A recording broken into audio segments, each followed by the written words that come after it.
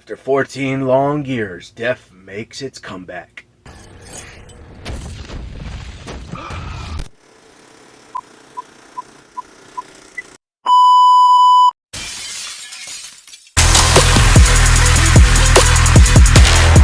What's happening, guys? Back at you with another video. So we had the most recent addition to the Final Destination franchise with Final Destination Bloodlines. Now in theaters, I went to go check it out the other day, so let's get into what I thought about it. And opening words I gotta say about this movie is that I really dug what they did with this movie. I really enjoyed it. I had a lot of fun with it. There was a lot of mishap and mischief and mayhem, and I just had a lot of fun with it. When it comes to the opening premonition, I gotta say this one is definitely one of the best ones in the franchise. It's the way they're able to set it up, and it just feels so elaborate. The whole process as you're watching it on screen. And finally, too, we get the execution of this whole process and being able to see how everyone dies within that premonition. But there is kind of an interesting twist with the opening premonition. One of the things I want to say about this movie is that I'm glad I did not see any trailers for this movie.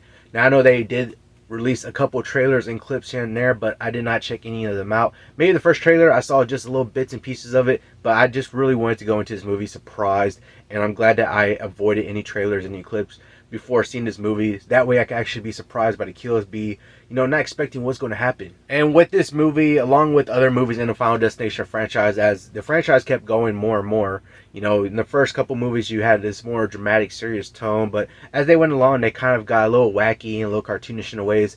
This movie definitely leans more into a cartoonish way, with little bits of drama in there. So I think they fully knew what they were doing with this movie to lean into that cartoonish way, to where it really felt like most of the time, or at different times throughout the movie, it feels like a horror comedy in a way. I know there was definitely a couple of places here and there that the audience that I was with, it was actually laughing. A couple of people were actually laughing at some of the deaths. And the way that death is portrayed within this movie, it feels like it's more of an entity compared to other movies. And like I was saying, where it feels cartoonish, death kind of feels like a cartoonish entity in this movie, to where it's almost like he's thinking like, ooh, this will be a funny kill. Ooh, this will be a cool kill.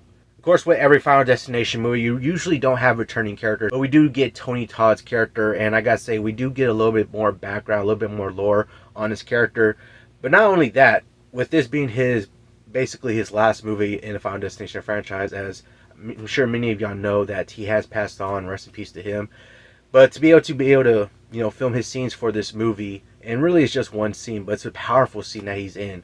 And just the way that they give us a little bit more lore and a little bit more background on his character, and the way that he just signs off from this franchise, signs out of this movie with a powerful message to, basically seems like it's like not towards the characters themselves, but kind of towards the audience in a way also. That is just a powerful message that he ends off on. And it's a little nice note that we leave off with Tony Todd.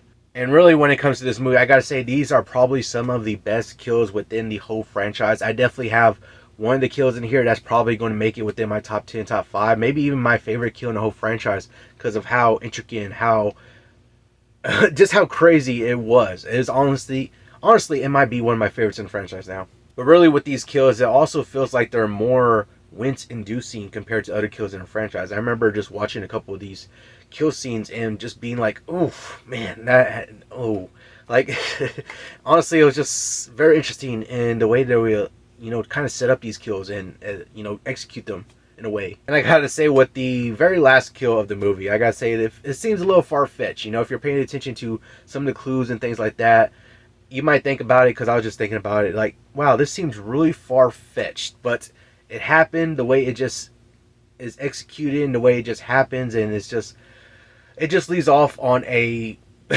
very funny kind of note, and it's just a nod and a callback to the whole franchise itself, and just to the generation I grew up with these movies, to our generational trauma that these movies gave us, and just a nice little callback to that. And really something that is kind of basic with the Final Destination movies is that you don't really care for the characters. You get a group of characters in all these movies, and you don't care for them as much. I'll say with this movie that you actually do tend to care a little bit more compared to other characters in the franchise, because with this movie it's more centered around a family, and they're getting killed one by one. So you see this family trying to, at first they're not believing everything, but then the killings start happening, happening, and they start to believe, then they start to come together, they try to protect each other, they you get moments with them, and you just have that family camaraderie between them, and you see how they're trying to protect each other, and you actually tend to care a little bit more for these characters compared to other characters that we actually got in the franchise and other movies. I don't want to say this movie dragged on or anything like that, but you could definitely feel the runtime a little bit more in this movie, where this movie is actually the longest in the franchise compared to all the other movies. So you feel the runtime a little bit, but I'm not saying it's like a negative or anything like that. It's just kind of more noticeable.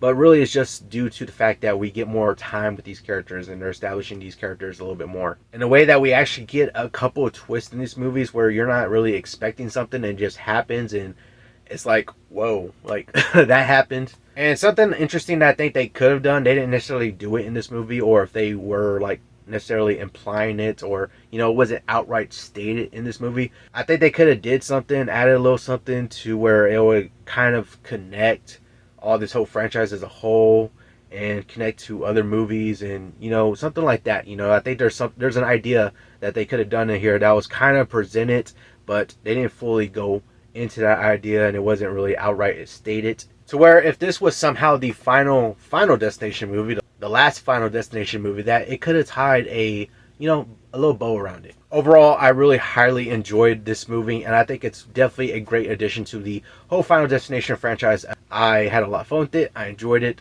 Probably some of the best kills in the franchise in this movie. Honestly, if we happen to get another Final Destination movie and we have this creative team come back and do it, I'm really on board with that. I would definitely be on board with that if they were to come back and give us another Final Destination movie, and it's just as good, if not better. And it would definitely be interesting to see what else they could be able to come up with. And a little interesting note is that the directors, I believe it's directors, for their pitch meeting, they actually did their own little Final Destination death. From what I heard, it's not out there. It's not like a scene that you could go check out or anything like that. It was just, stated that they did their own little Final Destination during the pitch meeting, and that's kind of one of the reasons what landed them the job. So that's good, very interesting that they at least had some care to be able to go into this movie and give us something really good. Definitely a great addition to the franchise overall. So I definitely think it's worth checking out theaters. If you're a Final Destination fan and you like the other movies, you're definitely going to like this one. I can see this one definitely being a new fan favorite for people. I can even probably see some other people saying that this one would probably be the best in the franchise for them. Honestly, overall, this was definitely a great movie. I had a lot of fun with it. I enjoyed it.